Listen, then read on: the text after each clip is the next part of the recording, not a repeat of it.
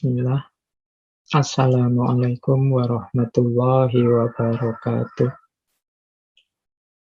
Bismillahirrahmanirrahim. Alhamdulillahirabbil alamin. Assalatu wassalamu ala asyrofil anbiya'i wal mursalin. Sayyidina wa maulana Muhammadin wa ala alihi wa ashabihi wa man tabi'ahum bi ihsanin ila yaumiddin.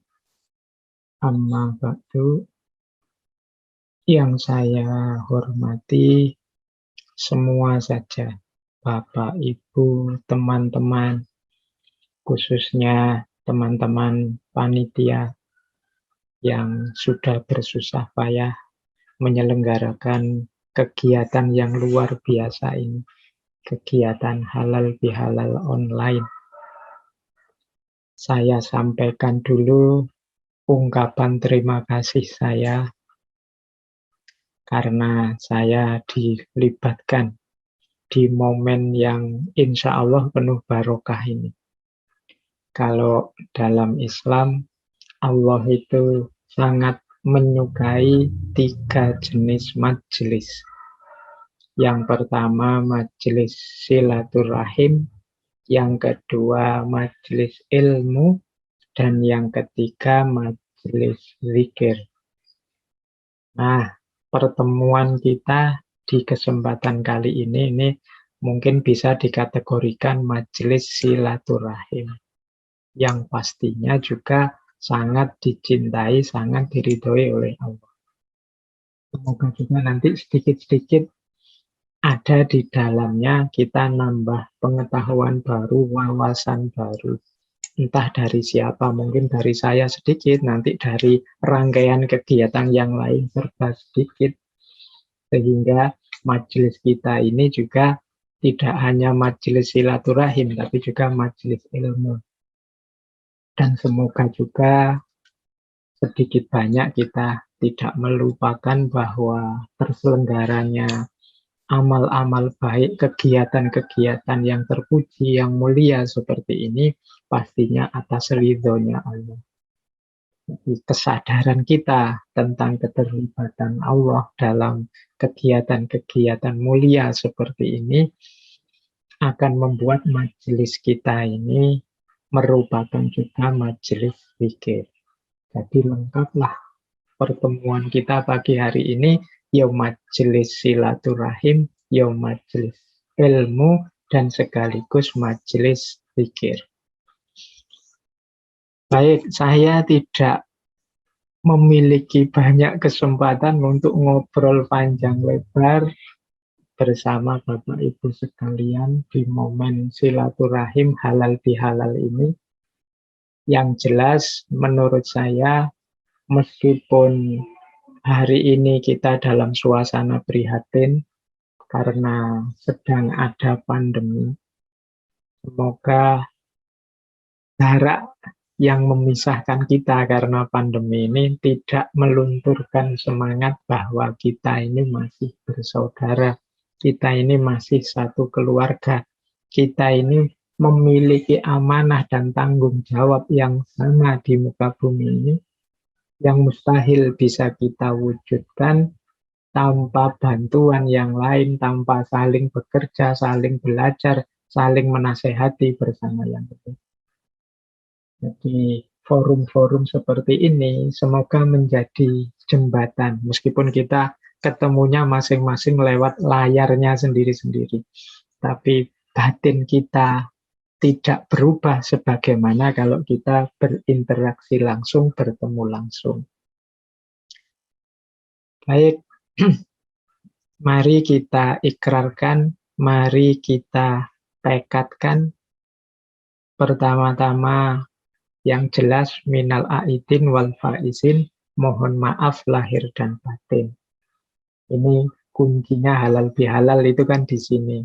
Termasuk saya yang diberi kesempatan sedikit-sedikit bicara, ya saya ambil juga kesempatan itu untuk berminta maaf lahir dan batin.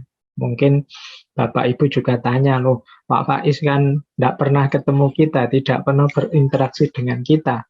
Memangnya punya salah apa? Saya tidak tahu pasnya, tapi saya itu sering ngomong, sering bicara.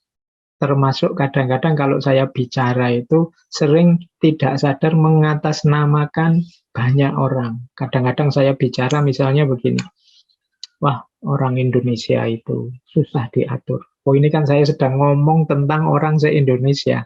Mestinya juga menyenggol Bapak Ibu teman-teman semua yang hadir pada kesempatan kali ini. Wah ini kan bisa membuat tersinggung meskipun Bapak Ibu tidak tahu. Atau kadang saya bicara, wah umat Islam itu sekarang rusak semuanya. Oh ini kan malah orang Islam sedunia yang saya bicarakan. Nah, oleh karena itu, di setiap kesempatan, kenal atau tidak kenal, saya ikrarkan mohon maaf lahir dan batin, termasuk pada Bapak, Ibu, dan teman-teman semua. Karena kita tidak tahu ungkapan kita yang mana yang menyinggung banyak orang. Siapa tahu ini nanti bisa menghalangi langkah kita untuk menuju Allah.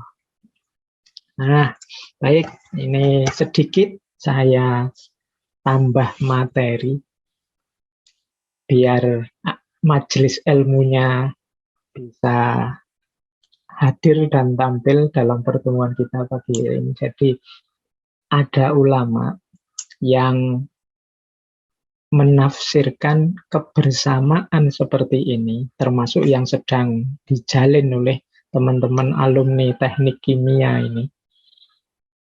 Kebersamaan, kalau sekarang kan dalam bentuk halal bihalal, tapi kan halal bihalal ini kan hanya media. Di luar itu, kita pastinya dituntut untuk selalu kompak, selalu bersinergi, memberikan sesuatu, menyumbangkan sesuatu, baik untuk diri kita sendiri maupun untuk orang lain, bahkan kalau bisa ya untuk bangsa dan negara. Kalau dalam teori manfaat itu ada 3 istilah, ada manfaat, ada maslahat, ada barokah. Ini buah yang baik dari perbuatan baik kita itu 3, manfaat, maslahat, barokah. Manfaat itu berarti gunanya untuk kita sendiri. Misalnya pertemuan kita pagi hari ini kan manfaatnya besar untuk kita. Kita nambah saudara, menguatkan kekeluargaan, dan lain sebagainya.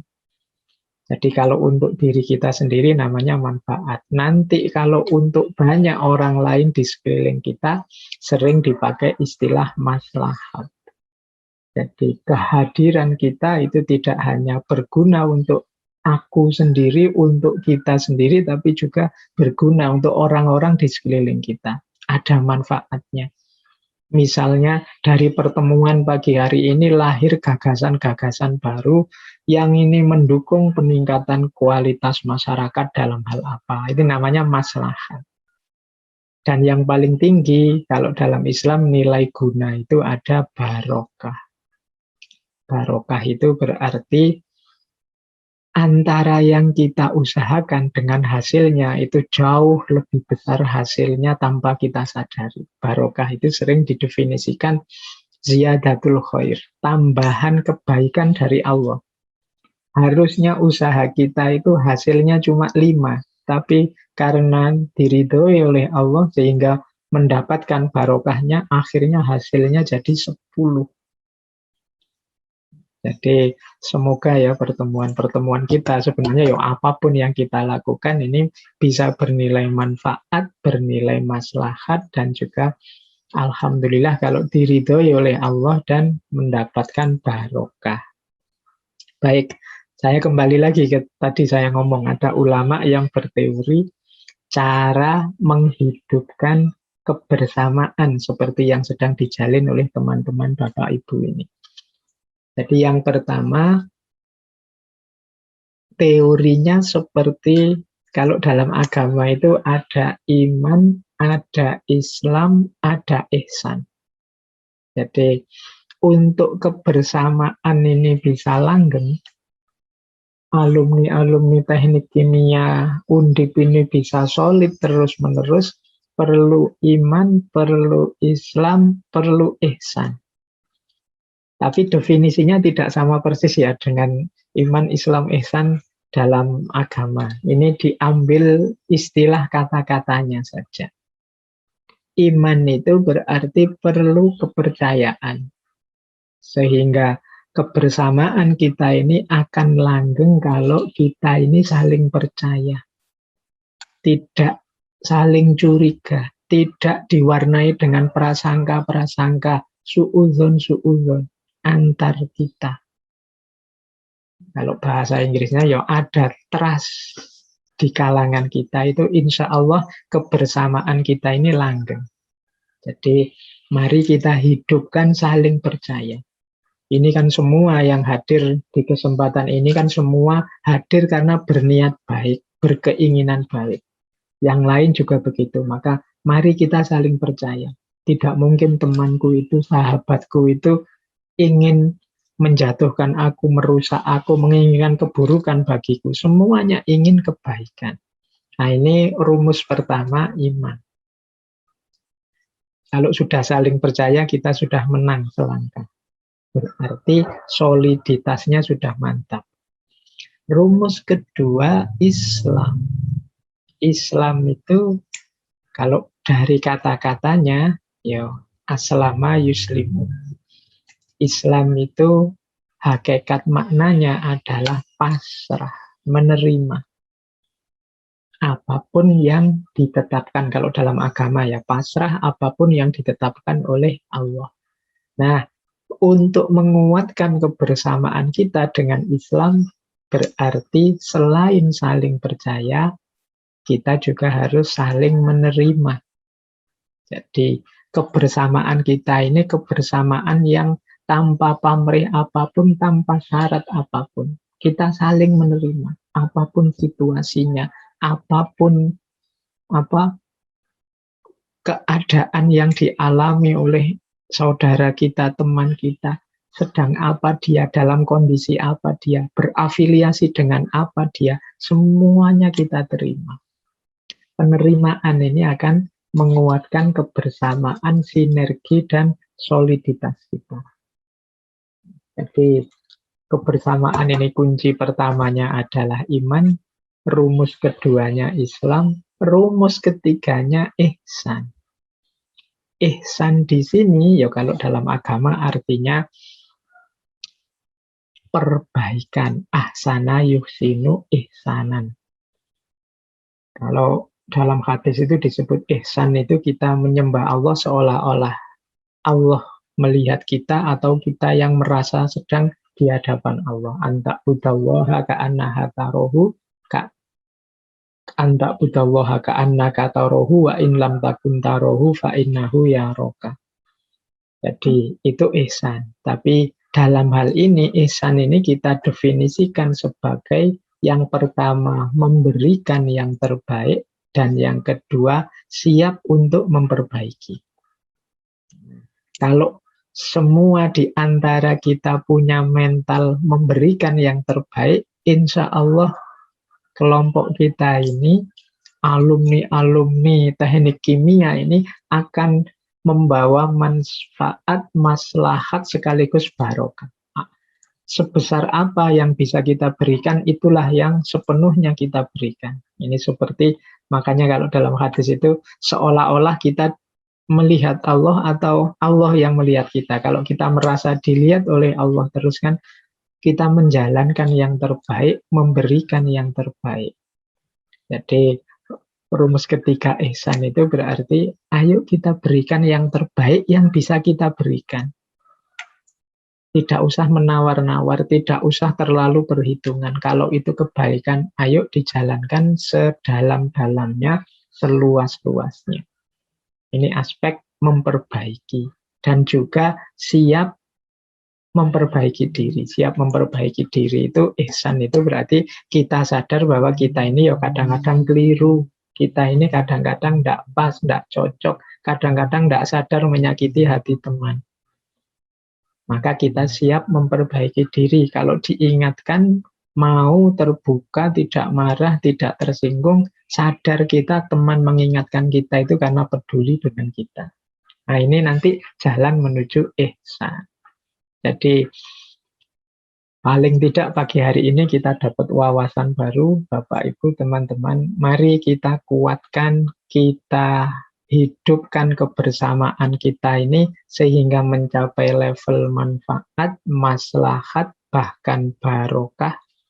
Kemudian kita warnai dengan iman, saling percaya, Islam, saling menerima, dan ihsan, kesiapan untuk memberikan yang terbaik dan memperbaiki diri. Insya Allah dengan kunci-kunci ini, pertemuan-pertemuan seperti ini akan membawa manfaat, maslahat, dan barokah untuk Indonesia secara umum. Alhamdulillah kalau bisa untuk alam semesta, karena misi hadirnya Islam itu adalah rahmatan lil alamin. Baik, itu saja yang bisa saya sampaikan. Ini sebenarnya yang paling membahagiakan saya adalah kebersamaan kita pagi hari ini. Kemudian saya bisa menemani Bapak Ibu dalam bersilaturahmi, dalam berhalal bihalal. Ini saja sudah luar biasa forum silaturahimnya. Sedikit-sedikit ilmu, kemudian diwarnai dengan pikir, lebih lengkap, lebih utama lagi. Mohon maaf kalau yang saya sampaikan ini ada yang kurang-kurang, ada yang meleset-leset, atau ngomongnya agak belibet-libet. Ini karena jatah waktu saya tidak panjang. Biasanya kalau saya ngomong itu bisa 1, kadang kalau yang rutin itu sampai 2 jam. Ini saya harus menyingkat waktunya karena Bapak Ibu masih banyak acara-acara kegiatan yang lain selain hanya mendengarkan saya. Jadi mungkin ada yang kelewatan, ada yang salah omong, ada yang kata-kata yang berlipat. Saya mohon maaf lagi yang sebesar-besarnya. Saya kira itu sedikit dari saya. Wallahul muwaffiq, wallahu a'lam bishawab. Wassalamualaikum warahmatullahi wabarakatuh.